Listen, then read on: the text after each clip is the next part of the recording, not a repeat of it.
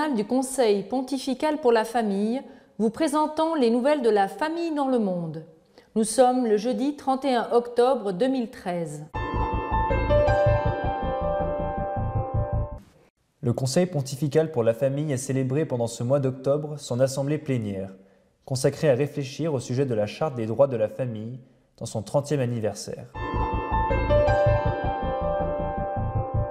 Dans le cadre de l'assemblée plénière du Conseil pontifical, s'est déroulée une convention d'études dans laquelle ont participé entre autres des spécialistes renommés en droit et en sociologie de la famille.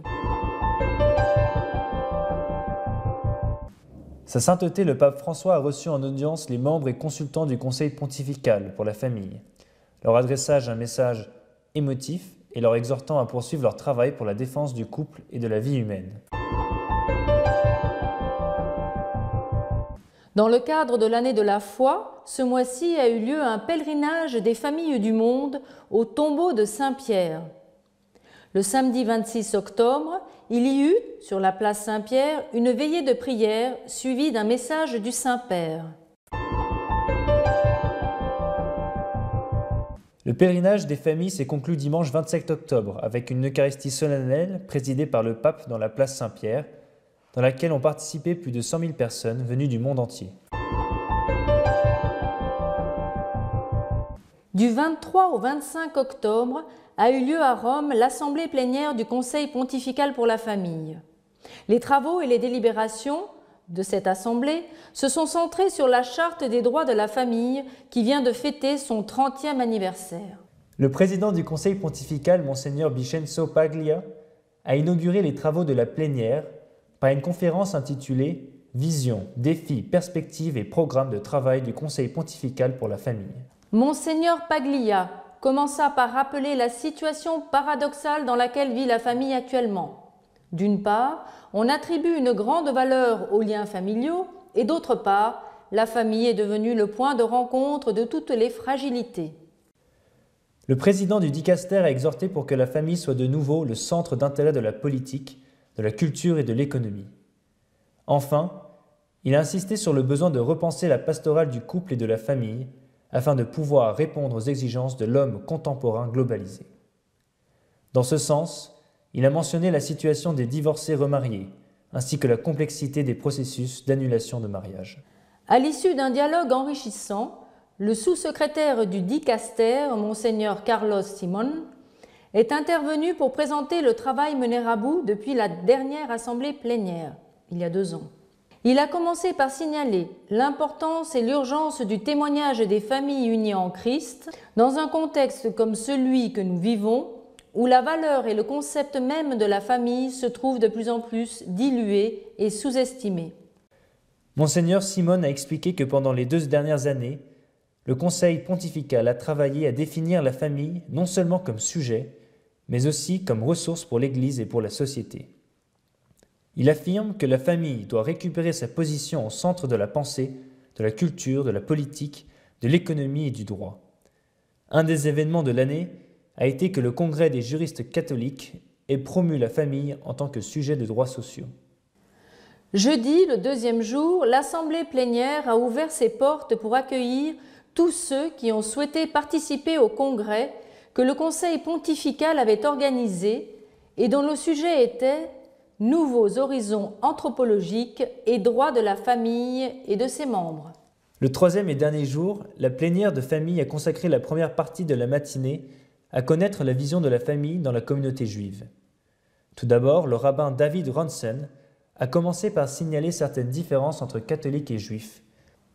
Le plus important de la journée fut sans doute l'audience que sa sainteté le pape François a concédée aux membres et consultants du Conseil pontifical pour la famille. Pendant l'après-midi est intervenu Monseigneur John G. McIntyre, évêque auxiliaire de Philadelphie, pour exposer le développement des travaux de préparation de la Journée mondiale de la famille qui sera menée à bout dans cette ville américaine en 2015. Pour finir, Monseigneur Paglia a clôturé la 21e assemblée plénière du Conseil pontifical pour la famille, exhortant tout le monde à poursuivre leur collaboration avec le pape dans le service que le Vatican mène à bout pour la famille et la vie dans le monde. L'Assemblée plénière du Conseil pontifical pour la famille a révélé au public jeudi dernier un colloque sur les nouveaux horizons anthropologiques et les droits de la famille et de ses membres. Dans la convention qui a eu lieu à la Domus Pacis, ont participé plus de 200 personnes. La session matinale fut présidée par le cardinal de Manille, Luis Antonio Tagle. Le premier orateur a été le secrétaire du dicaster, Monseigneur Jean Lafitte, qui a parlé au sujet des fondements théologiques et anthropologiques de la Charte des droits de la famille. Pour Monseigneur Lafitte, les raisons qui ont mené Jean-Paul II à publier la Charte des droits de la famille furent les menaces qui cernaient déjà cette institution à l'époque. Des menaces qui se sont réalisées et ont augmenté au cœur de ces 30 dernières années. Pour finir, il énuméra les droits de la famille, ainsi que leurs fondements anthropologiques. Après le dialogue est intervenu le philosophe et juriste espagnol Andrés Ollero au sujet du mariage naturel. Il a regretté la chute du droit naturel en revendiquant son existence comme un minimum éthique indispensable pour suffisamment garantir une convivialité qui mérite d'être considérée humaine. Il se référa ensuite au mariage comme une institution de droit naturel, juridiquement essentielle par nature. L'enseignante américaine du droit de la famille, Teresa S. Collett, est intervenue ensuite pour parler de la mission de l'État en reconnaissance du mariage. Elle a rappelé que l'article 16 de la Déclaration universelle des droits de l'homme reconnaît le mariage comme un droit et le définit comme l'union entre un homme et une femme, dirigée à former une famille. Pour finir, elle a fait remarquer la relation existant entre la reconnaissance légale du mariage et la protection nécessaire des enfants issus de l'union entre un homme et une femme. La session de l'après-midi a été présidée par le cardinal John Oloronfemi, archevêque de Abuja, au Nigeria. Le premier orateur fut le professeur Carl Anderson, président des Chevaliers de Colomb. Le thème abordé fut « Charte des droits de la famille et culture contemporaine ». Il affirma que la famille est au centre de la rencontre du christianisme, par l'évangélisation, et de la culture contemporaine. Ensuite, intervint l'américaine Jane Adolphe, professeure, avec un discours sur la Charte des droits et de la famille et la législation internationale. Plus tard sont intervenus les Italiens Lucetta Scarafia, historienne qui a parlé de la Charte des droits de la famille et des droits de la femme, et l'économiste Stefano Zamagni, auteur de Couple agrégateur et Couple procréateur. Le Saint-Père François a reçu les membres et consultants du Conseil pontifical pour la famille pendant la matinée de vendredi dans la salle clémentine du Palais apostolique. Monseigneur Vincenzo Paglia a adressé un discours de bienvenue et de remerciement à sa sainteté, en exprimant la disposition du dicaster de poursuivre sa collaboration avec le pontife et de rendre chaque jour la pastorale familiale plus efficace. Ensuite, le pape François a prononcé un discours maintes fois interrompu par ses interventions spontanées. Pour sa sainteté, la famille est le lieu où l'on apprend à aimer, le centre naturel de la vie humaine. Chacun de nous bâtit sa personnalité au sein de la famille. On y apprend l'art du dialogue et de la communication interpersonnelle. Voilà pourquoi la communauté, famille, doit être reconnue comme telle, et qui plus est de nos jours où l'emporte la tutelle des droits individuels. La famille se fonde dans le mariage. Par le biais d'un acte d'amour libre et fidèle, les époux chrétiens témoignent que le mariage, en tant que sacrement, est la base sur laquelle se fonde la famille, tout en rendant plus solide l'union des conjoints. L'amour conjugal et familial révèle ainsi clairement la vocation de la personne qui est d'aimer de façon unique et pour toujours, et que les épreuves, les sacrifices et les crises du couple représentent, comme la famille même, des moments pour grandir dans le bien, la vérité et la beauté. Le Saint-Père a souligné ensuite deux phases de la vie familiale, l'enfance et la vieillesse, rappelant que les enfants et les anciens sont les deux pôles de la vie, tout en étant aussi les plus vulnérables et souvent les plus oubliés. Une société qui abandonne les enfants et marginalise les personnes âgées arrache ses racines et assombrit son futur. Proposons par conséquent à tous, dans le respect et le courage, la beauté du mariage et de la famille illuminée par l'Évangile.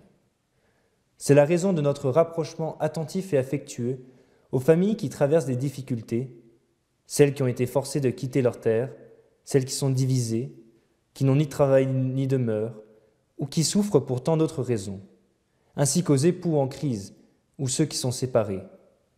Nous souhaitons être près de tous. Plus de 100 000 personnes originaires de 74 pays ont comblé la place Saint-Pierre l'après-midi du samedi 26 octobre pour participer à la grande fête des familles du monde organisée dans le cadre de l'année de la foi. L'événement s'est déroulé sous le slogan « Famille, vis le bonheur de la foi ».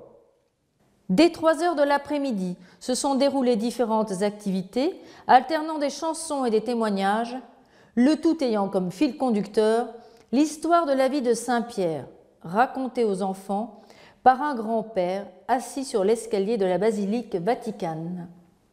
Parmi ceux qui chantaient se trouvaient les finalistes du concours Talents de famille, l'un des éléments utilisés pour préparer ce pèlerinage. L'autre a consisté au ramassage de milliers de dessins faits par des enfants du monde entier, dirigés à l'intention du pape, dans lesquels ils ont représenté leur vision de leur propre famille. Un geste important fut d'envoyer des SMS à un téléphone réservé à la collecte de fonds pour les familles affectées par la guerre en Syrie. C'est une campagne mise en place par le Conseil pontifical pour la famille avec Caritas Italia. Le pape François fit son entrée devant un groupe d'enfants de différents pays, accompagné par Monseigneur Vincenzo Paglia. Une fille lui donna la bienvenue, puis le Saint-Père invita tout le monde à faire le signe de la croix. Pendant qu'on chantait « We are the world », des milliers de ballons de couleurs s'élevaient vers le ciel en signe de prière et de paix.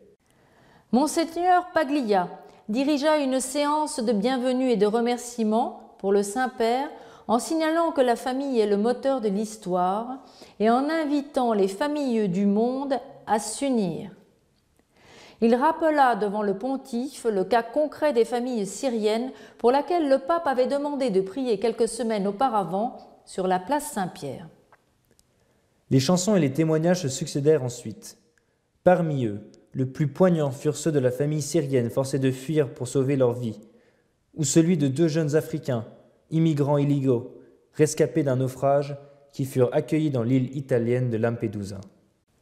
Ensuite, le Saint-Père prit la parole pour parler, entre autres, des maintes fatigues de la vie et de l'aide que nous offre le Seigneur pour les endurer. La vie, dit-il, est souvent fatigante et parfois tragique. Travailler est fatigant, chercher du travail est fatigant, en trouver requiert de nos jours tant d'efforts. Mais ce qui pèse le plus, c'est le manque d'amour, c'est de ne pas recevoir un sourire, ne pas être accueilli, parfois même au sein de sa propre famille. Sans amour, la fatigue s'avère plus lourde et plus intolérable. Il poursuivit en affirmant que Jésus nous exauce à aller vers lui, car il connaît nos fatigues, les poids de notre vie, notre désir profond de retrouver la joie. Le chrétien, ajouta-t-il, ne sont pas des naïfs. Nous connaissons les problèmes, mais nous n'avons pas peur car nous comptons sur le Christ. Pour finir, il insista sur le besoin de se savoir pardonner pour le maintien de l'unité dans la famille. Il ajouta que, pour mener à bout une famille, il faut utiliser 3 expressions. S'il te plaît, merci et pardon. Il conclut en faisant allusion à l'icône présentée par le Conseil pontifical pour la famille, sur laquelle apparaissaient 3 générations. Les anciens, Simon et Anne, Joseph et Marie et l'enfant Jésus. Il en profita pour tous nous exhorter à écouter nos grands-parents. L'événement conclut avec la profession de la foi, la prière du Notre Père et la bénédiction papale, suivie d'un Ave Maria. Pendant que le pape saluait les intervenants, la chorale chantait « Oh Happy Day », en allusion magnifique au moment de joie vécu dans la place Saint-Pierre.